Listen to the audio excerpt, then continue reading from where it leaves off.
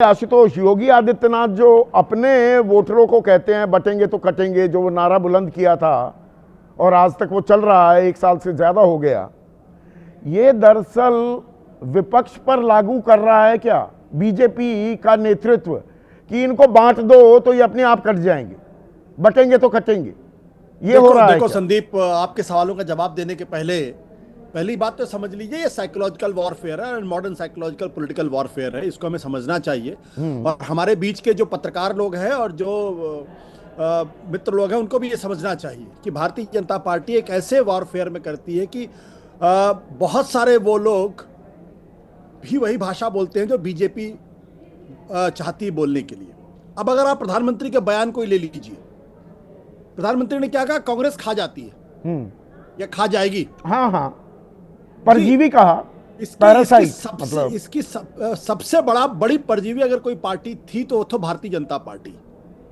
पंजाब के अंदर अकाली दल को खाया, असम में असम गण परिषद को खाया, महाराष्ट्र के अंदर शिवसेना को खाया, एलजेपी के कितने टुकड़े हो गए पता ही नहीं, हरियाणा के अंदर चौटाला को खत्म किया, कश्मीर के अंदर पीडीपी को खत्म किया, और उसके अलावा उड़ीसा के अंदर बीजू जनता दल को खत्म किया। एआईडीएमके खड़ी नहीं हो पा रही क्योंकि बीजेपी वहां लगातार घुसी हुई है और जनता दल यूनाइटेड का आधा जनता दल यूनाइटेड का भाजपाईकरण हो गया है। गुजरात के अंदर, राजस्थान के अंदर, मध्य प्रदेश के अंदर जहां समाजवादी आंदोलन बहुत मजबूत एक जमाने में हुआ करता था, जनसंघ और भारतीय जनता पार्टी ने उनको कंधे से कंधा मिलाया और उनको वहां से खत्म कर दिया। तो सबसे बड़ी परजीवी कौन हुई? कौन अपने सहयोगियों को खा गया? उनकी कीमत पर कौन बड़ा हो गया? हम इस पर चर्चा ही नहीं करते, इस पर बात नहीं करते। तो ये जो बीजेपी का जो प्रोपेगेंडा वॉरफेयर है, ये गजब का है और ये भारत की राजनीति में बिल्कुल नया फिनोमिनन है। किस हद तक प्रोपेगेंडा को रिलेंटलेसली आप करिए कि आधे से ज्यादा लोग जो बीजेपी के सपोर्टर नहीं है वो भी वही भाषा बोले जो बीजेपी चाहती है। दूसरी बात, कांग्रेस को दोष देना बहुत आसान काम है। क्या 2014 के पहले विपक्ष को कंटेम्प्ट से देखा जाता था? क्या विपक्ष के जो फाइनेंसेस है उसको खत्म कर दिया जाता था? क्या विपक्ष के लोगों को जो सत्ता में बैठे उनको गिरफ्तार कर लिया जाता था? हेमंत बिश्व शर्मा और अरविंद केजरीवाल इसका उदाहरण, क्या उनके खातों को सीज कर दिया जाता था? क्या उनके पर ईडी के छापे पड़ते थे? क्या उनके पॉलिटिकल पार्टीज को पूरी तरीके तोड़ने की कोशिश की जाती थी? क्या बीच चुनाव के अंदर इनकम टैक्स के लोग आके बैठ जाते थे? और क्या इलेक्शन कमीशन उस तरीके से बिहेव करता था जिस तरीके से आज बिहेव करते हैं? आज की तारीख में जब विपक्ष के पास अगर चुनाव लड़, और मीडिया का जो रोल है वो तो आप देख ही रहे हैं, मुझे बताने की जरूरत नहीं है। मीडिया सिर्फ विपक्ष पे हमला करता है, हम इसके बारे में चर्चा ही नहीं करते और हम बार बार कहते हैं कांग्रेस तो खत्म हो गई, कांग्रेस तो बर्बाद हो गई, कांग्रेस की लीडरशिप के पास कोई दम नहीं है। पर अगर हम पिछले कुछ चुनावों पर नजर डालें, लोकसभा चुनाव के बाद, लोकसभा चुनाव में आशुतोष 99 सीट लेकर आई, अच्छा प्रदर्शन था, ठीक था, मतलब दिल्ली में 70 सीटें लड़ी, एक भी सीट नहीं जीती। बिहार तो जानते ही हम 61 में से 6 सीटें जीत पाई। महाराष्ट्र में 101 में से 16 सीटें जीती। जम्मू कश्मीर में 39 में से 6 सीटें जीती। हरियाणा और झारखंड को मैं थोड़ा अभी अलग कर रहा हूं। हरियाणा में 42% का स्ट्राइक रेट था, 37 सीटें लेकर आई और 16 सीटें 30 में से झारखंड में भी लेकर आई। पर कांग्रेस का प्रदर्शन गिरता दिख रहा है, इट्स स्लाइडिंग डाउनवर्ड। जहां एक ताकत दिख रही थी, एक मजबूती आती दिख रही थी। संदीप, जो बातें मैंने कही, अगर यही बातें क्या अगर 2014 के पहले होती तो क्या भारतीय जनता पार्टी उठ खड़ी होती? मेरे सवाल, सुबह से शाम तक अगर मीडिया सिर्फ भारतीय जनता पार्टी को ही कोसता और मनमोहन सिंह की तारीफ करता तो क्या होता? अगर दो चीज, हरियाणा के अंदर मुझे एक पत्रकार बता दीजिए जिसने कहा होगा कि हरियाणा के अंदर भारतीय जनता पार्टी की जीत हो रही है। एक पत्रकार मुझे बता दीजिए। भारतीय जनता पार्टी वहां जीत जाती है। तो वोट चोरी के आरोप एक तरफ, नहीं तो वोट चोरी के आरोपों में भी तो एक कदमताल चाहिए, एक निरंतरता चाहिए। 14 दिन की वोटर अधिकार यात्रा 17 अगस्त से 1 सितंबर तक की राहुल गांधी ने, 57 दिन गायब हो गए। तेजस्वी खेमे में एक हड़कंप मचा हुआ था कि ये लोगों को ये समझ तो ही यार, नहीं आ रहा, ये राहुल बड़ा गांधी मुद्दा है गायब- ही नहीं। संदीप ये मत उनकी भी बोलिए, तो राहुल सुई गांधी अटक जाती है गायब ना कांग्रेस नहीं, नहीं, नेतृत्व नहीं, की। नहीं, नहीं, नहीं, राहुल गांधी गायब हो गए, ये तो भारतीय जनता पार्टी का नैरेटिव है ना, हमारा आप क्यों तो उस 57 चक्कर दिन फंसे नहीं हुए? थे ना ना ना ना ना, नहीं, मैं मैं किसी आपसे के पूछ रहा narrative हूं। में नहीं फंसता हूं। अरे भाई, अगर तेजस्वी यादव 143 सीटों में लड़ते हुए 130 सीट जाते, तब तो मैं मानता कांग्रेस पार्टी का प्रदर्शन खराब है। जो पार्टी 143 सीटों पर लड़ रही थी, वो आके 30 से कम पे सिमट जाती है, 25 पर। और जो principal opposition main political party है, उसके बारे में कोई बात ही नहीं करना चाहता।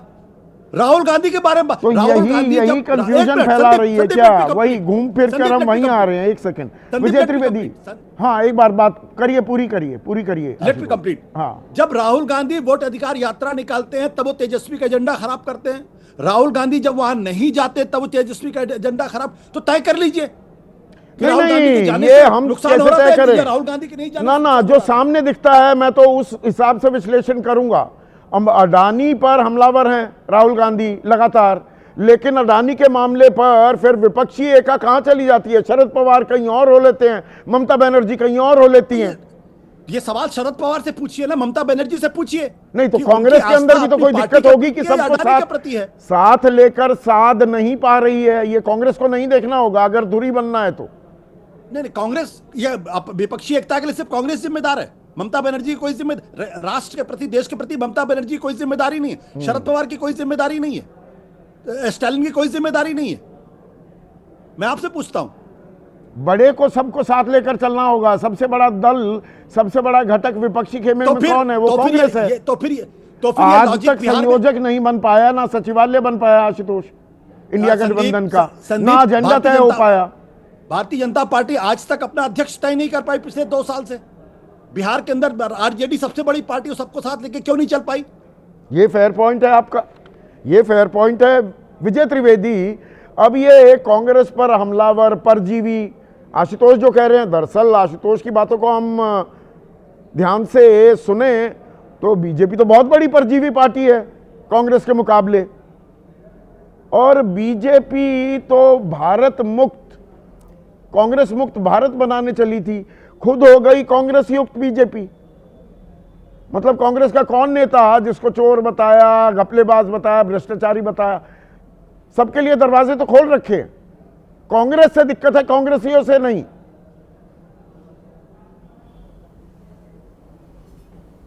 देखिए संदीप, आप जो सवाल खड़े कर रहे हैं बिल्कुल सही सवाल है, और मैं आशुतोष से मतलब मोरलेस सहमत हूँ कि हम लोग एक एजेंडा, ये पूरा साइकोलॉजिकल वॉरफेयर है, साइकोलॉजिकल पॉलिटिकल वॉर है, जिसमें आप हर दिन कोसते रहिए तो लगता है कि लगातार कुछ ना कुछ गड़बड़ हो रही है। ये कांग्रेस पार्टी जो है वो कुछ नहीं है, कमज़ोर पार्टी है, लगातार परजीवी का आशुतोष ने बता दिया। आप इसको दूसरे तरीके से देखिए कि कांग्रेस के पक्ष से देखेंगे तो कांग्रेस से टूटकर ममता बनर्जी बना लेती है, शरद पवार बना लेते हैं, संगमा साहब बना लेते हैं। तो कांग्रेस से जो पॉलिटिकल पार्टीज आज रीजनल पार्टीज है वो मोर और लेस कांग्रेस के खाते से, कांग्रेस के फूड से बनी है। तो परजीवी पार्टी कौन है? क्या कांग्रेस परजीवी हुई? पहली बात। दूसरी बात, हम लोग कांग्रेस को कमजोर समझ रहे हैं। भारतीय जनता पार्टी क्यों नहीं कमजोर समझ रही सर? क्योंकि 20% वोट, ऑलमोस्ट 20% वोट कांग्रेस के पास है। यानी हर 5वां हिंदुस्तानी आज भी कांग्रेस के साथ खड़ा हुआ है। 2024 के चुनाव नतीजों को देखें तो सबसे बेहतर परफॉर्मेंस कांग्रेस की रही, वो 52 से 99 पर आ गई। ऑलमोस्ट 90% 80% जंप है। जो सबसे बड़ी पार्टी थी वो 303 से 240 पर आई, लेकिन आप उस पर सवाल नहीं खड़े करते। वो तो 52 से 99 पर आ गई ना। हिमाचल को देखिए, हिमाचल में उन्होंने सरकार बना रखी है, हरियाणा में सरकार बना रखी है, वहाँ पर कर्नाटक में सरकार बना रखी है। और इस देश की प्रिंसिपल अपोजिशन पार्टी कांग्रेस है। भारतीय जनता पार्टी को ये बात तो समझ में आती है कि जब भी भारतीय जनता कांग्रेस पार्टी मजबूत समझ रही है कि ये थोड़ा सा तो अभी वो ठोकर खाई भारतीय है, जनता थोड़ी पार्टी को कमजोर नुकसान। हुई है, ताकत फिर से रीगेन कर ली। अभी 2029 की लड़ाई तो बहुत दूर है कि इनको साथ नहीं रहने देना। ये रणनीति पर काम कर रही है क्या बीजेपी?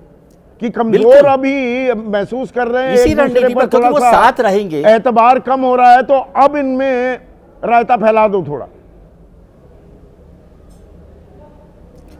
कांग्रेस के साथ यदि सब हो जाएंगे तो बीजेपी के लिए मुश्किल हो जाएगी ना। आप 235 सीटें देख रहे हैं ना 2024 के चुनाव में।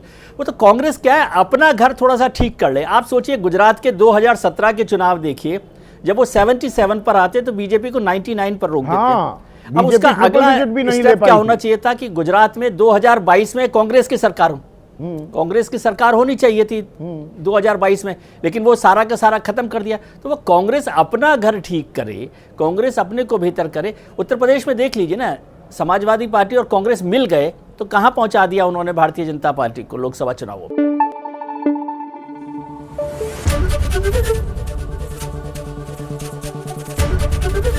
एबीपी न्यूज आपको रखे आगे।